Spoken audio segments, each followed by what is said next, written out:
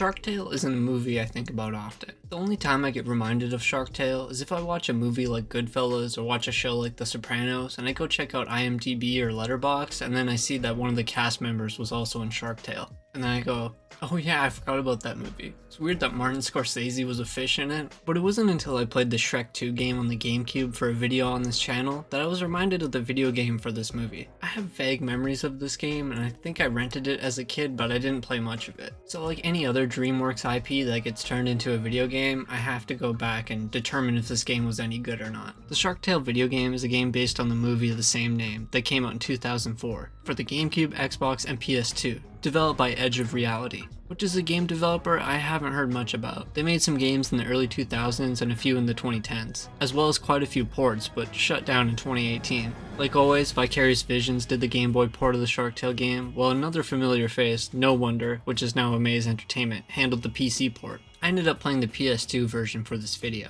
The game very loosely follows the story of the movie, and none of the big talents from the movie voice their in-game characters. So I brought up the subject so many times on this channel and I have to figure a way to like abbreviate or like condense this subject into something like small, just like something I can blurt out real quick. That subject being when the game and the movie are being worked on at the same time, and the game just has to make shit up because they only get bits and pieces of the movie. For now, I'll call it a movie to game shit show, because sometimes it seems like a bit of a shit show when developing these games, because I have to try to make something fun but within the creative limits of the movie. I'll try and brainstorm a better term for this subject later, but this will do for now. Let me know if you have any ideas in the comments. Anyways, this movie to game shit show can sometimes lead to some very good games, and also some not good ones. So let's jump into the Shark Tale video game and determine if this shit show turned into something good or not. So I hopped into this game without rewatching the movie, and the only thing I could remember really from the movie is that Will Smith is a fish and he works at a whale wash, and it plays that song, Car Wash. So when the game started up, I was thinking it would begin with something to do with the whale wash, but no. You get this talking head from a shark, and then you're just thrown into the deep end with that angry shark trying to eat you.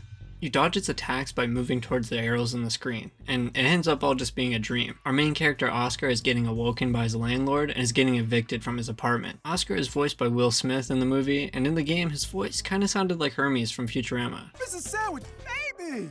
We can work this out! Because he is voiced by Phil Lamar, who actually also has a small role in the movie too, but I'll talk about the game for now and see how much it differs from the movie after. I did play the game first and then rewatch the movie after, so I'll review it in order that I did it in. Anyways, enough about the movie. Each level transitions from a snapshot of the last cutscene into a newspaper headline, before showing the main and secondary objectives for the levels. For this level, we gotta save at least 16 items, the items being Oscar's belongings getting chucked out the window from his landlord. This hermit crab, Crazy Joe, tells us that we can use square to dash, and Crazy Joe is in every level to teach you things and point you in the right direction. Crazy Joe also says you have to circle the objects, but I clearly didn't read that part because I was getting super confused for a few minutes on how to collect the items, but I ended up figuring it out. I assume this was only to collect the items in this little mini game, but it's how you collect pearls throughout the entire game, which can be used to unlock extras in the main menu. But I feel like stopping and circling around the object just to collect them just ruins the flow of the game. And because of that, I skipped most of them. Also, I forgot to mention that the song for this level was Three Little Birds by Sean Paul and Ziggy Marley.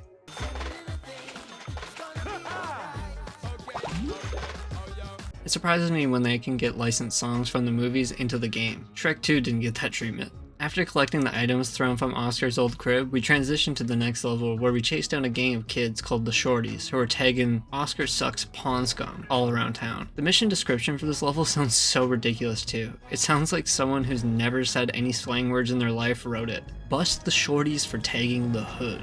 Crazy Joe tells you that you can charge your dash to break objects and fight enemies, which there are a lot of around this level. And when you eventually get hit by a crab, sea urchin, or whatever other enemy, you gain health back by just going to random people's houses and they cook you food. And if that isn't strange enough, they also say super weird voice lines after doing so.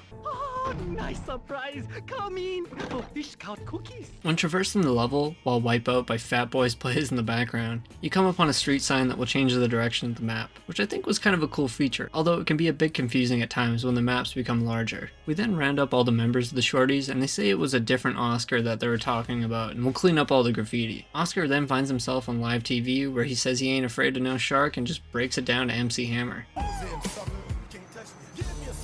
It then goes into a rhythm game that isn't that fun. It does nothing special and the input delay was terrible. I swear to God I was hitting the right directions at the right time, but it didn't register. This made it quite hard since you had to clear all those dance minigames with a 75%. Kinda reminded me of the remake of Parappa the Rapper for the PS4. It had terrible input delay, and I think I got to like the last level and just didn't even beat it because it was stupid hard. After finishing his dance routine, Oscar's boss Sykes, who is the Martin Scorsese fish, shows up and gets mad at Oscar for not being at work. And he says he's got to get to work before he shows up. So now it's time to hop on the back of a taxi fish and race Sykes to the whale wash while dodging obstacles. Honestly, the obstacles don't pose much of a challenge and this part went by pretty quick. Now, this shit doesn't make any sense. Sykes saw Oscar throwing it back to MC Hammer and told him to get to work before he does. You race him, beat him to work, and then the next scene shows Sykes going, "Where's Oscar?" And Oscar's like, "Shit, I gotta punch him before Sykes sees me."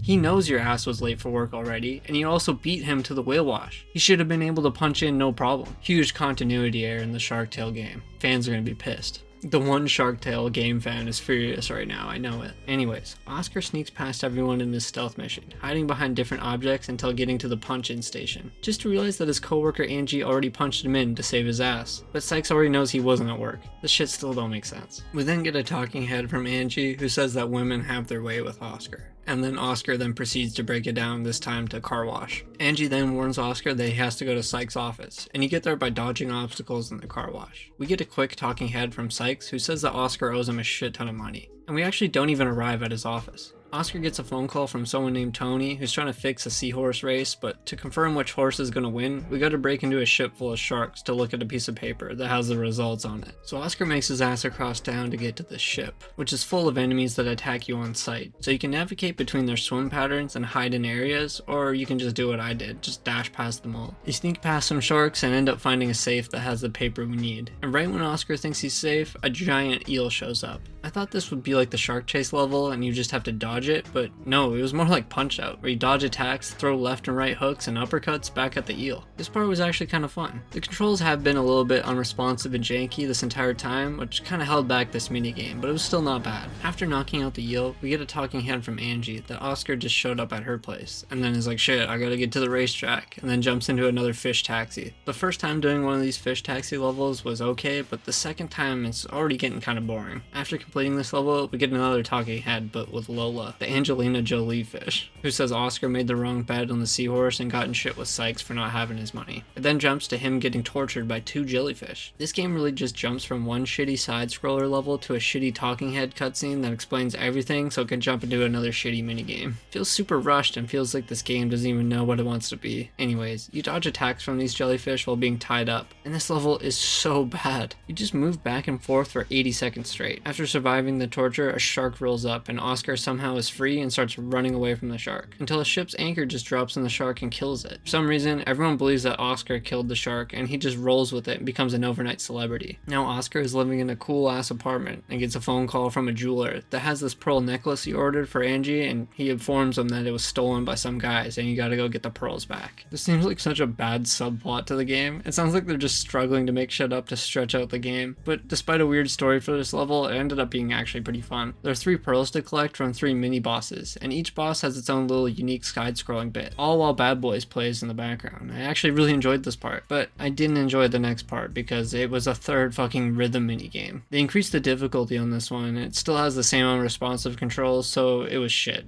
I had to listen to The Way You Move by Outkast twice before giving the 75% to clear the level. The next level has Oscar on the phone with Sykes, who says there are sharks coming to the reef, and Sykes sent out a paparazzi, but they're so sleepy Oscar has to go and wake them up and get his picture taken from them. They're really grasping at straws here, making up shit for this game. After getting all the pictures taken, Oscar goes to check out the sharks, and is pretty scared because he actually can't fight sharks. He's just a small fish, and only got this shark slaying fame by lying. I mean, he did beat up that eel pretty good, and then he proceeded to beat the shit out of a hammerhead shark. I don't know why he's lying and being all scared about fighting sharks. Just another thing that doesn't make sense in this game. We then get a talking head from a shark named Lenny, who's associated with Oscar, but we aren't shown why and how, YouTube, and he just briefly explains it. And now we gotta hide Lenny from the shark mafia. They really just have so many events that happen off camera, and if you've seen the movie, you can piece it together, but this game actually came out in North America before the movie did. So it may not have spoiled it for kids playing this, but it might have confused them. I mean, when I was a kid playing these games, I wasn't really paying attention to shit, so I wouldn't have even noticed. Maybe that's what the developers were thinking too.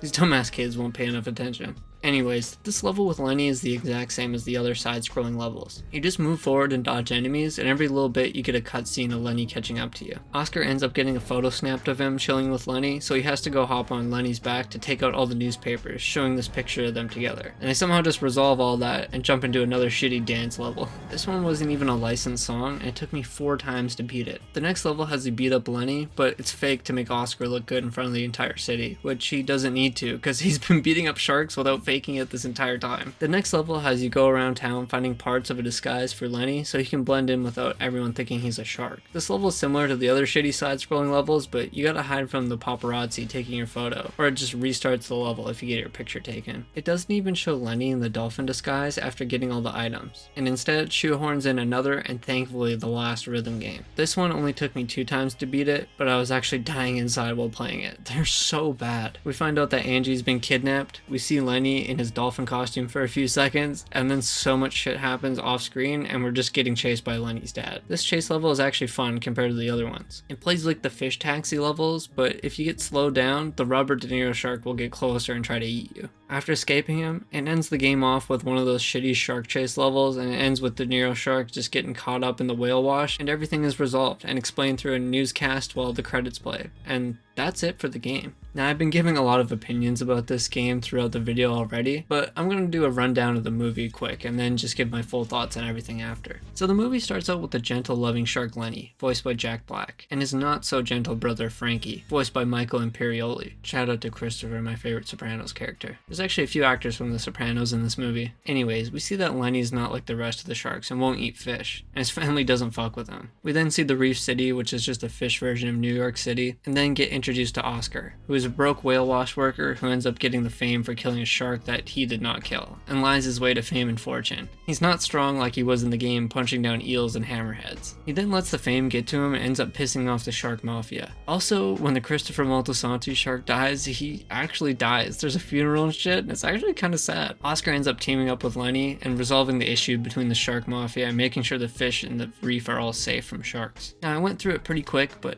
I mostly wanted to focus on the game. But the movie was actually not too bad. It had some funny jokes, some good scenes, and it's pretty much a movie where you transition your kids into watching gangster movies. You show them this when they're kids, and then years later you go, hey, remember Shark Tale? Maybe you should check out Goodfellas. The movie took its time to show the storyline and build out its progression to the climax. Unlike the game, this game was a fucking slog to get through. It started off bad, we got really slow and unresponsive gameplay right off the bat. Like the whole circling the objects to collect them, that just slowed down everything. I have mad respect for any game developers, and making one of these movie to game shit shows can be tough, and I can tell they didn't have a lot of time with the developers of the movie, and we're on a time crunch to get this out because it's so sloppy on transitioning between levels. They tell a lot of the main story through these talking heads that don't show how we get there, and then we're just thrown into the middle of some level that isn't that fun. The levels were so all over the place and had so many unpolished mechanics that it didn't end up being fun. I didn't have fun until halfway through the game where there was a punch-out like level, and the level where you collect the pearls from the mini-bosses. If they sat down and thought of some solid gameplay mechanics and sprinkle a few mini-games in between them, it might have been a good game. But every level was half-assed designed, and then followed by the worst rhythm game. I did feel nostalgic playing through this game from the vague memories of myself playing it as a kid, and I can see how a lot of people could get nostalgic and hype up this game. But you should go back and play it and really see how it holds up, because I thought it held up like ass. There weren't any extra game trailers in this game for me to look at and get inspired to review the next Dreamworks video game, so I'll go scrounge the internet for more movie to game shit shows so I can review them. Peace.